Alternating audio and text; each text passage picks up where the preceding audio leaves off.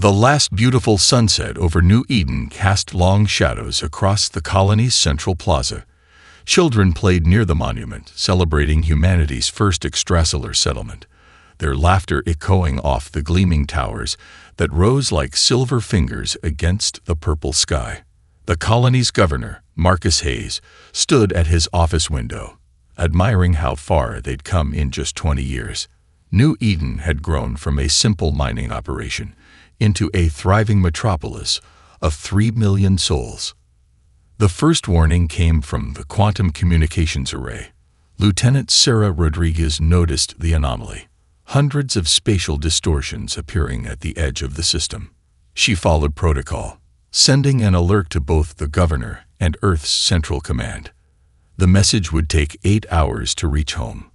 Governor Hayes to all citizens, the emergency broadcast system crackled to life. Multiple unknown vessels have entered our system. This is not a drill. Please proceed to your designated shelter areas. His voice remained steady, years of crisis management training taking over. The ships that emerged from the distortions resembled nothing in human databases, massive crystalline structures, each one nearly the size of Manhattan, their surfaces rippling with colors that shouldn't exist in normal space. The lead vessel transmitted a single message. Your species has been judged unworthy of the stars. New Eden's defensive grid activated automatically. Railgun platforms and energy projectors, hidden beneath the colony's peaceful exterior, emerged from their concealment.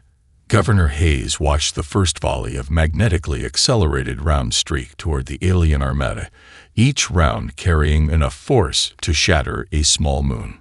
They never reached their targets. The alien vessels generated fields that simply erased the incoming fire from existence. No explosion, no impact. The rounds simply ceased to be. "My God," Hayes whispered, understanding the true scope of what they faced. "All citizens, maximum alert. This is not a training exercise. All non-essential personnel must reach the underground shelters immediately." The alien response was swift and merciless. Beams of pure white light lanced down from the crystalline ships, each strike vaporizing entire city blocks. The colony's shields, designed to withstand meteoric impacts and solar flares, lasted exactly 3.2 seconds against the onslaught. Lieutenant Rodriguez stayed at her post, transmitting everything she could to Earth. "This is New Eden Colony under attack by unknown hostile forces. Technology level far exceeds current human capabilities. Requesting immediate." Her voice cut off as the communications center disappeared in a flash of white light.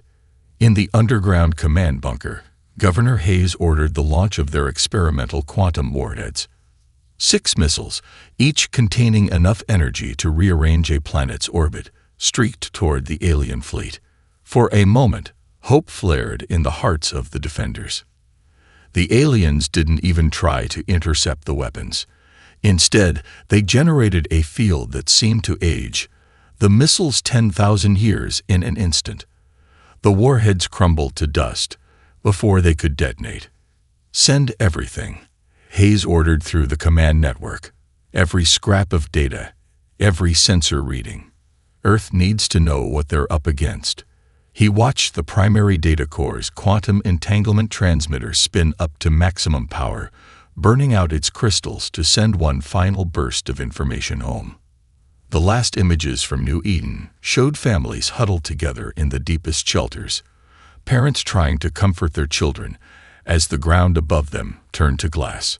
The colony's agricultural domes shattered, their carefully maintained ecosystems exposed to the harsh elements. 3 generations of human achievement and hope reduced to ash in less than an hour. But in their arrogance, the aliens made a critical mistake. They assumed they were dealing with a simple colony, an easy target to make their point. They never thought to look deeper, to wonder why a young species had managed to build an extrasolar colony so quickly. They never asked themselves what humanity might be hiding. As New Eden burned, the last transmission reached Earth. In the halls of power, Leaders watched the destruction with cold fury. A single command echo through the highest levels of government. Initiate Dead Hand Protocol. The aliens had just awakened something far more dangerous than they could imagine. Humanity was going to war. Admiral James Thunderbolt Morrison stood in the hidden command center deep within Ceres, his weathered face illuminated by the soft blue glow of holographic displays. Decades of preparation had led to this moment. The message from New Eden played on a loop in his mind, each scream and burst of static fueling his resolve. Computer, initialize Dead Hand Authorization Protocol. His voice echoed through the chamber. Morrison, James T. Admiral. Authentication code, Thermopylae, 770. The chamber hummed to life. Hidden quantum processors, cooled to near absolute zero, began their complex calculations. Across the solar system, invisible tiers in spacetime started to form. Sir, his executive officer, Commander Sarah Wells, reported from her station.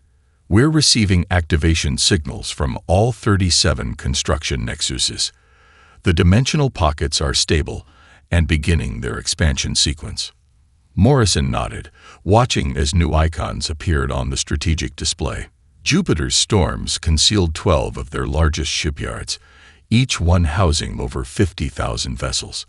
The asteroid belt contained another 15 facilities, their existence hidden by advanced gravitational masking technology. The final 10 lurked in the Kuiper Belt, where they'd spent decades harvesting dark matter for their most advanced weapons. Show me the fleet status, Morrison ordered, his eyes fixed on the growing display of humanity's true military might. The ships began to emerge. First came the Spartans, heavy battleships armed with weapons reverse-engineered from 7 different alien crashes. Their hull design incorporated metamaterials that could adapt to any form of energy attack, learning and evolving during combat. Next were the Vikings, faster assault cruisers built around stolen faster-than-light cores.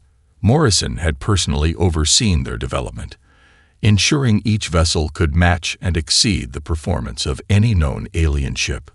Admiral, Wells called out, her voice tight with controlled excitement. The Samurai-class carriers are launching. All quantum AI systems are online and synchronized. The carriers were perhaps their greatest achievement. Each one housed thousands of drone fighters controlled by advanced AI systems that could think and react faster than any organic pilot. These AIs had been trained on every battle in human history, learning from both victory and defeat. Begin Phase 2 of the emergence, Morrison commanded. Let's show these bastards what humanity has been hiding. The Apache-class stealth destroyers came next, their hulls incorporating technology that bent light and gravity around them. These were their assassins, designed to strike from impossible angles and disappear before the enemy could react. Status reports flooded in from across the system. The dimensional pockets, hidden spaces where Einstein's laws were more suggestion than rule, disgorged humanity's arsenal. 700,000 ships, each one a testament to human ingenuity and determination. Sir, Wells reported, her hands dancing across her control panel. The quantum wake drives are spooling up. All ships report ready for immediate combat deployment. Morrison allowed himself a grim smile. The quantum wake technology had been their most closely guarded secret. It didn't just move ships through space. It moved space around the ships, allowing for maneuvers that would seem like magic to their enemies. Send the signal to all fleet commanders, he ordered, standing straight as steel. Operation Dead Hand is now active. Primary target packages are being distributed. We strike in 12 hours. The command center erupted in controlled activity. Tactical officers updated target lists. Intelligence teams processed the final data from New Eden. And navigation plotted courses that would bring their vengeance to the heart of enemy territory. One more thing, Morrison added, his voice carrying to every corner of the chamber. Send a message to the Galactic Concordat. Keep it simple. You should have left us alone. As the fleet assembled in the void between worlds, Morrison thought about the long game humanity had played. For a century, they'd presented the image of a young, struggling species while secretly building the most powerful military force the galaxy had ever seen. The time for hiding was over. Humanity was going to war, and the stars themselves would tremble. The massive holographic display in the heart of the Cirrus Command Center showed an unprecedented sight. 700,000 warships arranged in battle formation, their hull markings gleaming with fresh paint and purpose. Admiral Morrison watched as the final elements of his fleet took position, each vessel a piece in the most ambitious military operation in human history. Status report on the Concordat's response to our message, Morrison ordered, his eyes never leaving the display. Commander Wells brought up the intercepted communications. "They're laughing, sir." Their high command dismissed it as, quote, "the empty threats of a primitive species too young to know its place." Morrison's weathered face cracked into a cold smile. "Perfect. Launch the quantum drones. Let's see how long they keep laughing." Across the formation, stealth probes slipped into the quantum wake, their advanced sensors designed to map enemy positions across thousands of light years.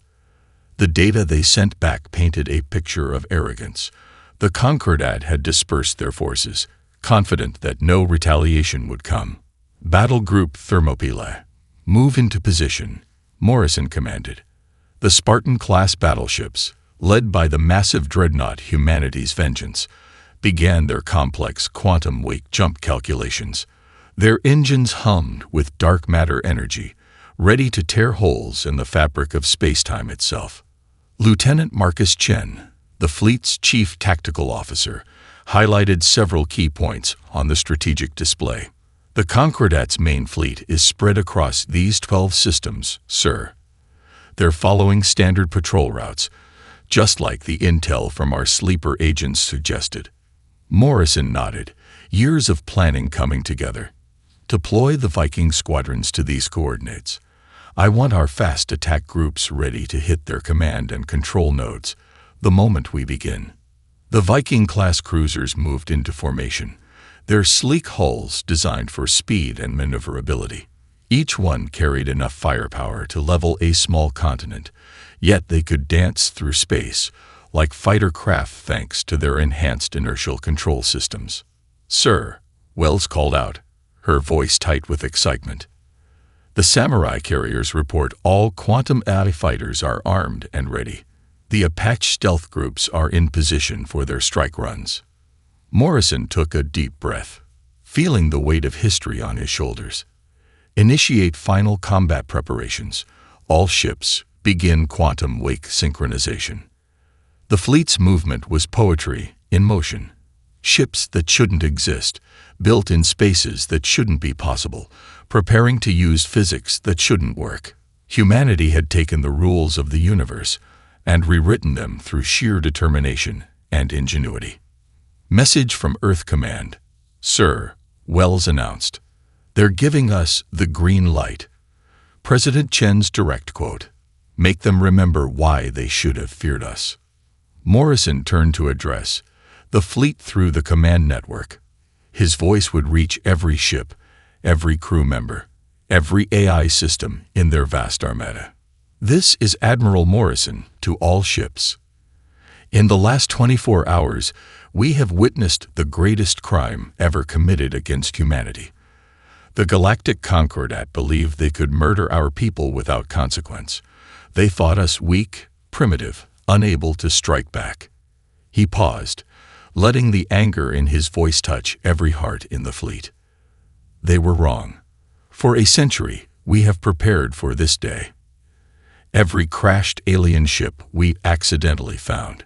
Every piece of technology we carefully reverse-engineered. Every defense treaty we signed while building our real fleet in secret. It was all for this moment." The strategic display updated, showing their first wave of targets. "Today, we show the galaxy that humanity will not be underestimated. We will not be victimized. And we will never, ever forgive those who harm our own." Morrison's eyes hardened as he gave the final order. All ships, commence quantum wake jump. Battle Plan Nemesis is now active. For New Eden. The space around the fleet began to twist and fold. 700,000 ships, the greatest military force ever assembled, vanished into the quantum wake. The ghost fleet was rising, and the galaxy would never be the same. The crystalline spires of the Concordat's Nexus shipyards glittered in the light of 3 suns. High Admiral Zixtal of the Concordat Defense Force stood on his command deck, mandibles clicking in satisfaction as he reviewed reports of the New Eden cleansing. The primitive humans had been dealt with, their ambitions cut short before they could threaten galactic order. His satisfaction lasted exactly 3 more seconds. Space itself tore open above the shipyards, not in the designated jump points where proper ships should emerge, but directly through the heart of their defense grid. The quantum wake ruptures spawned hundreds of human vessels, their dark hulls seeming to drink in the light of the triple suns. Impossible, Zixtal screeched. Their technology level was assessed at pre-stellar. These readings cannot be correct. The Apache-class stealth destroyers struck first. They phased through the supposedly impenetrable energy shields as if they didn't exist, their modified graviton beams cutting through the shipyard's main power cores. The resulting chain reaction turned 3 centuries of Concordat engineering into expanding clouds of plasma. Commander Wells' voice crackled through the fleet command network. First wave successful, Admiral. Enemy defenses are in complete disarray. They're still trying to raise their secondary shields. Admiral Morrison watched from the bridge of humanity's vengeance as the battle unfolded across 12 systems simultaneously. The quantum AI systems were performing beyond even their most optimistic projections, predicting and countering enemy maneuvers before they could even begin. Launch the samurai striker groups, Morrison ordered. Let's show them what real space combat looks like. Swarms of AI-controlled fighters poured from the carriers, each one moving with impossible precision. They flew combat patterns that would have killed any human pilot, their quantum processors calculating trajectories that bordered on precognition. High Admiral Zixtal watched in horror as his forces crumbled. The humans were fighting like no species he'd ever encountered. Their ships appeared inside minimum jump distances, ignored physical laws that had governed space combat for millennia, and demonstrated technology that shouldn't exist. Send the emergency signal to the home fleet. He commanded. We must. The transmission cut off as a Viking-class cruiser emerged from a quantum wake directly inside his flagship's bridge. The last thing Zixtal saw was the human ship's name painted on its hull. Remember New Eden. Sir, Lieutenant Chen reported, the enemy is attempting to coordinate a counterattack through their secondary command centers. Morrison allowed himself a grim smile. Deploy the Spartans. Show them why we named them after Earth's greatest warriors. The massive battleships moved with graceful precision, their adaptive hull materials absorbing and learning from every enemy attack. Each hit made them stronger, their surfaces evolving new defenses in real time. They're transmitting surrender signals at 3 of the target sites, Wells announced, her voice tight with controlled excitement. No quarter. Morrison's response was ice cold. They showed none to New Eden. Maintain attack pattern delta. Destroy everything. The battle. No, the slaughter continued for another 27 minutes. When it ended, 12 of the Concordat's most important military installations had been reduced to drifting debris. Centuries of alien military might, erased in less than half an hour. Send the message to all Concordat worlds, Morrison commanded, as the fleet regrouped for their next strike. Tell them, this was your warning shot. Surrender now, or what happens next will make this look like a mercy. As the ghost fleet vanished back into the quantum wake, they left behind more than destruction. They left fear. For the first time in its history, the Galactic Concordat faced an enemy that didn't just match their technology, they had surpassed it. The message was clear. Humanity had been preparing for this war since the first alien ship crashed on Earth. Every technological achievement they'd shown the galaxy had been a carefully crafted lie. Now the truth was revealed, written in fire across the stars. The Ghost Fleet had drawn first blood, and they were just getting started. The quantum processing core of the Titan system pulsed, with cold blue light deep within the humanity's vengeance. Dr. Marcus Reynolds, the system's lead developer, monitored its status as combat data streamed in from across the battlefield. The neural networks were learning, evolving, becoming something far beyond their original programming. "Admiral," Reynolds called out, his eyes fixed on the scrolling data. "The Titan network has achieved full battle synchronization. All 700,000 ships are now operating as a single combat entity." Morrison watched as the tactical display transformed. The movements of their fleet became fluid, organic, each vessel moving in perfect harmony with the others. The Titan system wasn't just controlling ships. It was rewriting the rules of space combat in real time. Multiple Concordat battle groups detected, Commander Wells reported. They're attempting to form a defensive line around the Centauri Gateway. The enemy fleet materialized from hyperspace, 2,000 ships strong, representing the pride of 5 different alien species. Their formation was perfect by traditional military doctrine, a textbook response to the human threat. Titan took less than a microsecond to calculate 1 million possible counter-strategies. It chose the most devastating one. "All ships, execute Battle Plan Theta," Morrison commanded. "Let Titan show them why silicon and steel have surpassed flesh and blood." The Ghost Fleet moved like a school of predatory fish, each ship anticipating the other's actions through the quantum neural network. The Apache squadrons phased through spacetime, appearing inside the enemy formation. The Vikings executed maneuvers that should have torn their ships apart, the advanced inertial systems making the impossible look effortless. Supreme Commander Valthor of the Concordat forces watched in growing horror as his carefully planned defense crumbled. How are they moving like that? No organic pilot could survive those maneuvers. The answer came in the form of a system-wide broadcast, Titan's first direct communication with the enemy. "We are the evolution of combat. We are the marriage of human creativity and machine precision. We are your extinction event."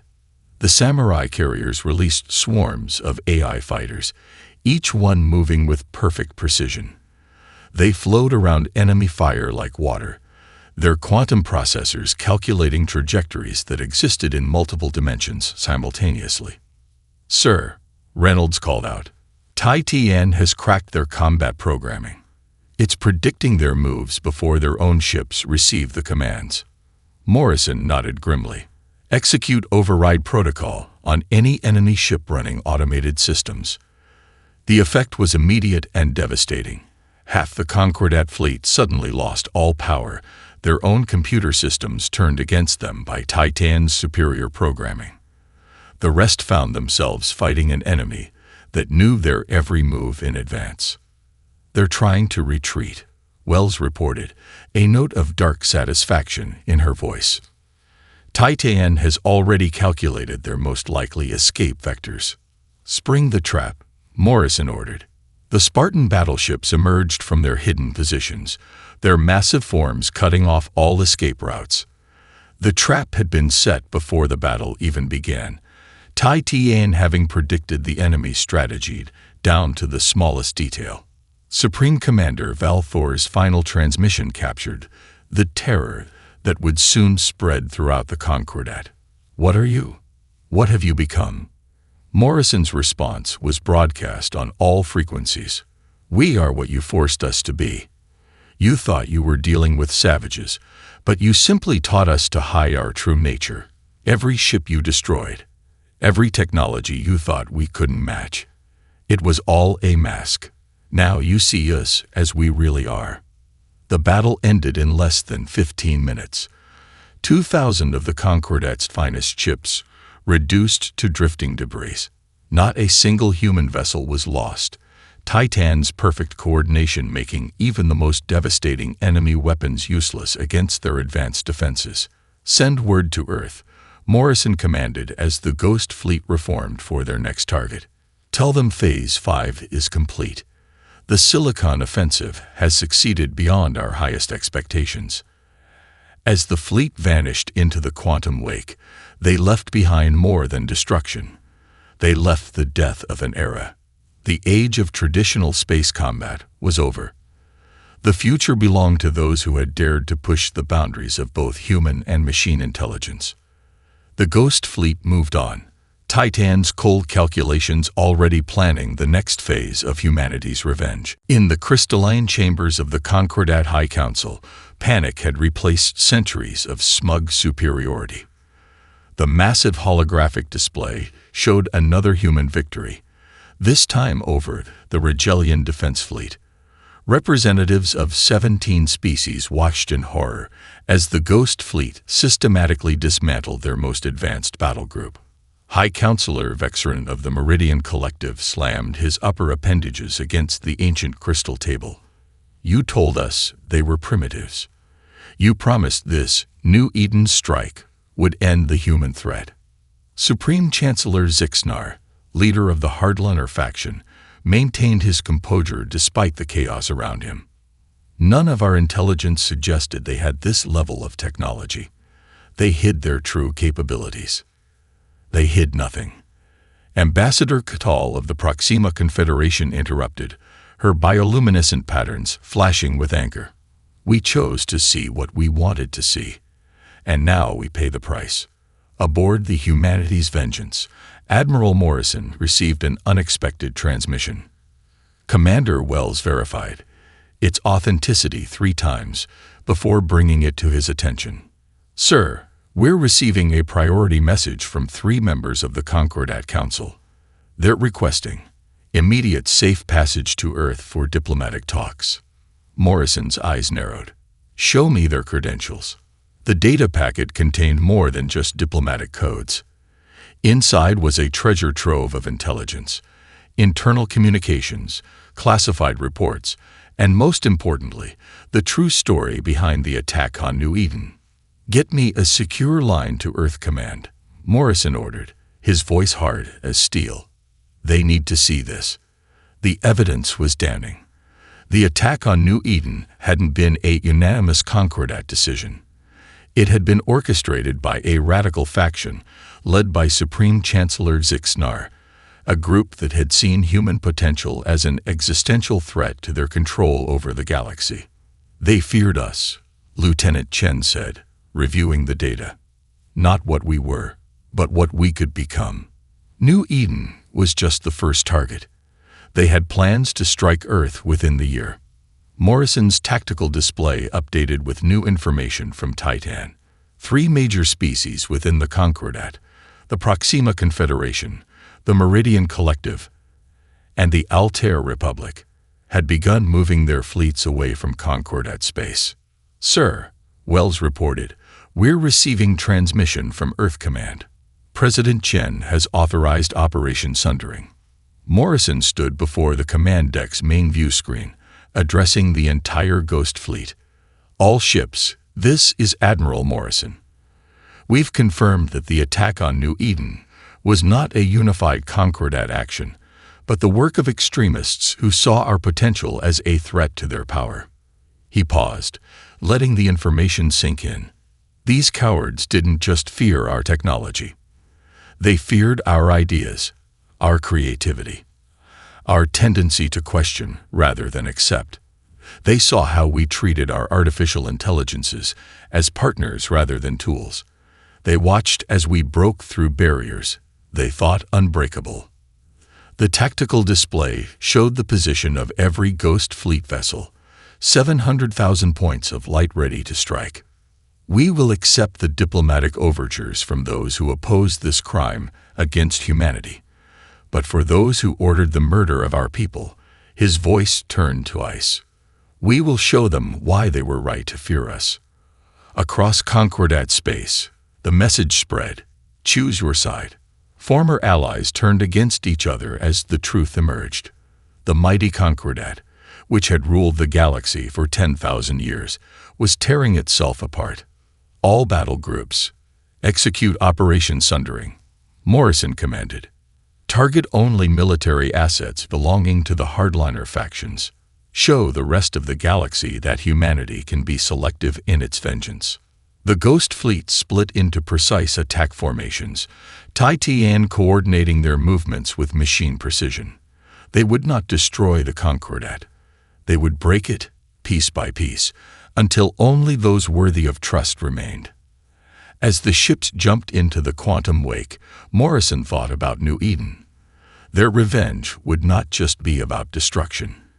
It would be about reshaping the galaxy into something better, something that would never again allow such atrocities to go unpunished. The Sagittarius arm blazed with the light of 1,000 exploding ships. Supreme Chancellor Zixnar had gathered his remaining forces for one final stand.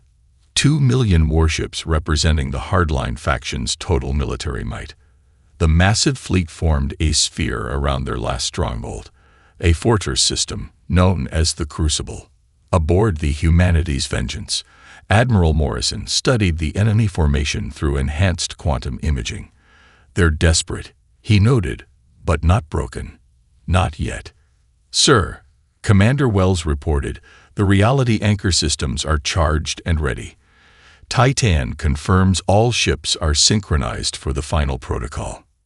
Morrison nodded grimly. It was time to reveal humanity's last and greatest secret, the reality anchors, technology that could manipulate the very fabric of space-time itself, had been their ultimate contingency plan. All ships, this is Admiral Morrison. Today we end this war. Today we show them why humanity has always been more than they could comprehend. Execute final protocol. Stardancer. The Ghost Fleet split into precise formations, each group moving with mathematical perfection. The Spartans formed the vanguard, their massive forms creating a wall of advanced alloys and energy fields. Behind them, the Vikings and Apaches moved into attack position, while the samurai carriers prepared their swarms. Supreme Chancellor Zixnar's voice boomed across all frequencies. You face the combined might of a civilization 10,000 years your senior. Your tricks and hidden technology cannot save you now. Morrison's response was cold and clear. We're not here to save ourselves. We're here to end you. The reality anchors activated simultaneously across all 700,000 human ships. Space itself began to warp and twist, the laws of physics bending to human will. The effect spread across the battlefield like ripples in a cosmic pond. By the first ones, Zixnar gasped as his sensors registered the impossible. What have you done? The human fleet was no longer bound by normal space-time. They existed in multiple dimensional states simultaneously, their ships appearing to phase in and out of reality. Traditional targeting systems became useless. How do you fight an enemy that exists in several moments at once? Lieutenant Chen's voice cut through the chaos. Reality anchors at full power. Titan reports perfect synchronization across all battle groups. The battle that followed would be studied for centuries to come. The Ghost Fleet moved like quantum phantoms, striking from angles that shouldn't exist. Energy beams from Concordat ships passed through empty space where human vessels had been microscons before, or would be microscons later. They're trying to concentrate their fire, Wells observed. Standard defensive formation delta.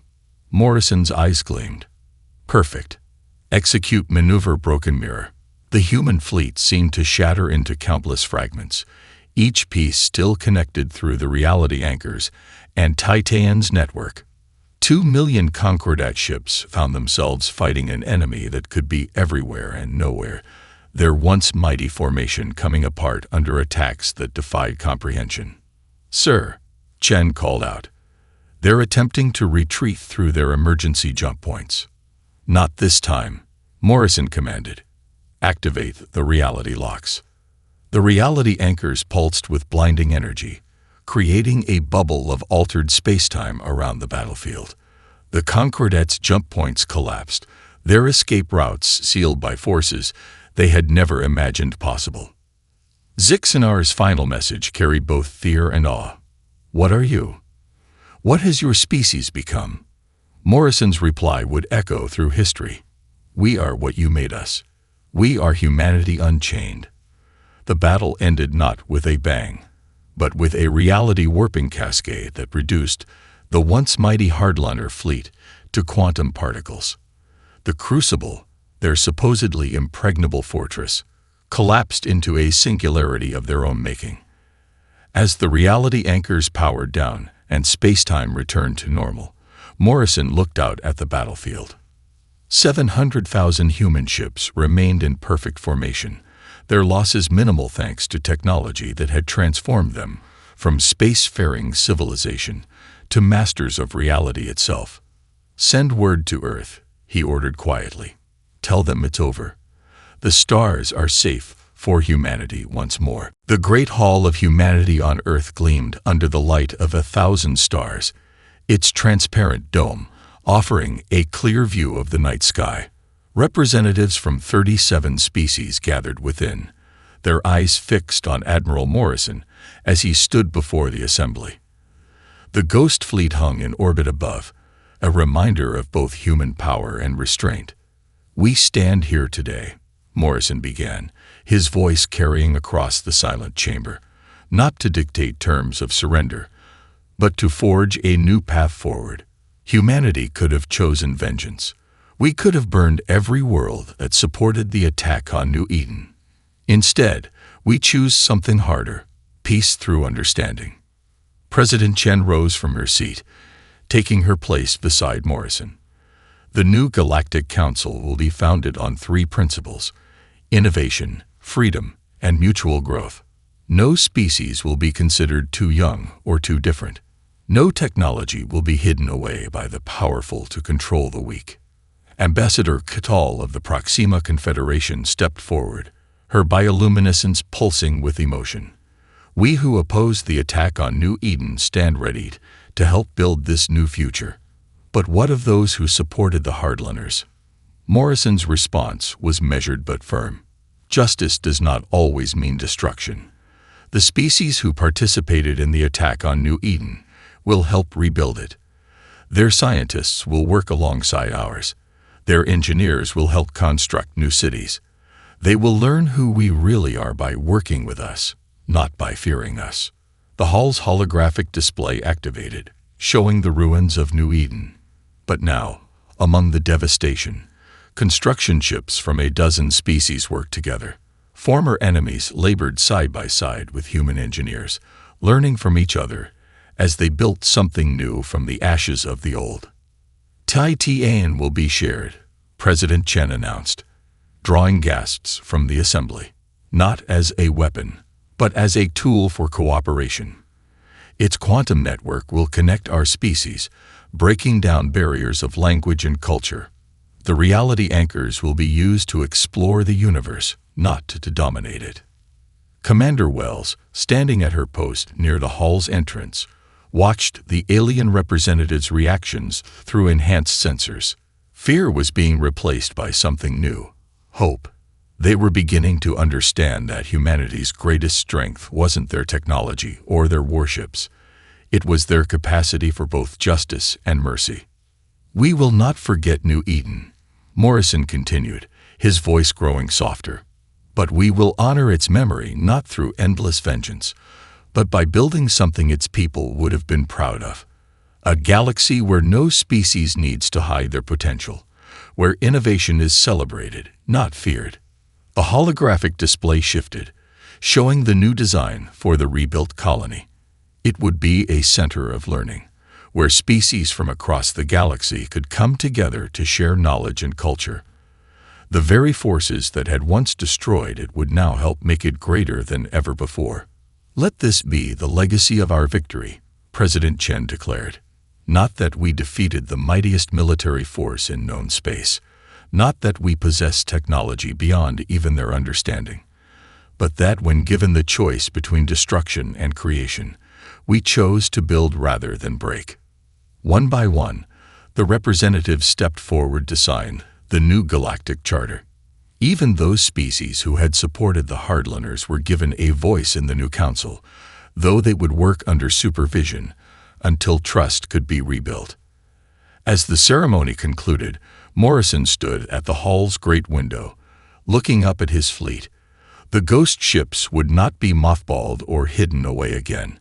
Instead, they would become explorers and protectors, ensuring that the peace they had won would last. "Sir," Wells approached with a final report.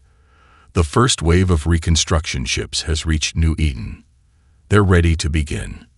Morrison nodded, a slight smile breaking his usually stern expression. "Then let's show them what humanity does best. We don't just survive. We help others thrive. That's always been our greatest strength." Above them, the stars seemed to shine brighter, as if acknowledging the dawn of a new age. Humanity had proven itself not just through force of arms, but through the wisdom to know when to lower them. The galaxy would never be the same, and that was exactly as it should be.